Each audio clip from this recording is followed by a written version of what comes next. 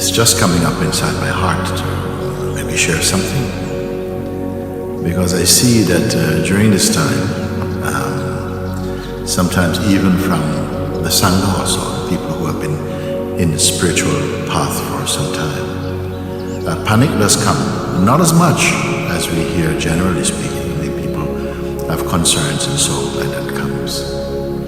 But this one I wanted to talk about, just generally speaking, for those of you who have a deep or an increasingly deepening attraction to self-discovery. And I've been asked, like, where are we going to if one becomes increasingly detached from the world, so to speak?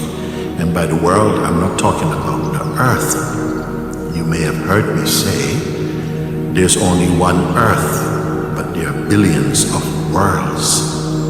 And by this, what I mean is a world is a psychological and emotional and personal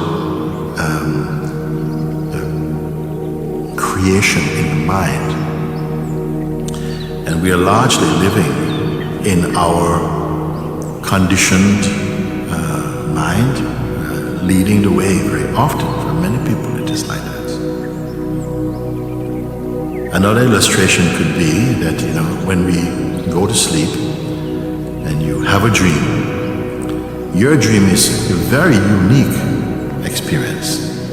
Even if your most beloved was right next to you and you were having a tremendous dream, there's no way that you could plug in, even if the technology was available, you couldn't plug in and experience that dream together in the same way that you experience it. Okay? Because our experiencing is subjective and very personal. Why I'm saying this is that our life in the waking state, the world is also very personally, subjectively perceived by each one. So we have a common misconception that we're all together having the same experience. We often talk like that when we say, but I want to give you this because it's really nice, taste this, it's fantastic. They say, no, but you don't know how it will be experienced by someone else. So we still continue, and that's part of the big field of illusions and delusions that we live in largely. So when I say that we are becoming less and less attached to the worldly mind, which behaves sometimes as though it knows the truth. Those who have gone beyond that, or are going beyond, and beyond, not beyond that way, but beyond this way, in the inner realization of the truth, are discovering something tremendous. What the mind can offer to us, all the adventures it can offer, yes, pleasures but not happiness. You see, it can ask you can be offered a sense of resting but not peace.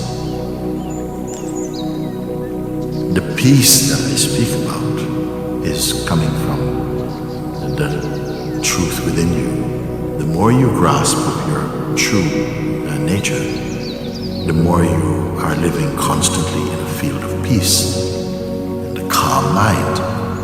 So I just wanted to say today that sometimes people wonder if you are somehow appearing to be retracting from the world, so to speak. It's not because it's evil and you're cynical about it, but that you are discovering a higher way of perceiving inside and coming to the truth of who and what we are internally, not just as body and body-mind, but even beyond the mind. And people may say, you speak about beyond mind. Mind is all I know.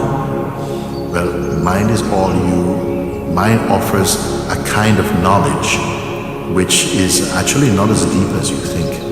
It is deep only in appearance. For depth, I don't even want to use the word deep. The truth is not deep, the truth is here. It is just not recognized.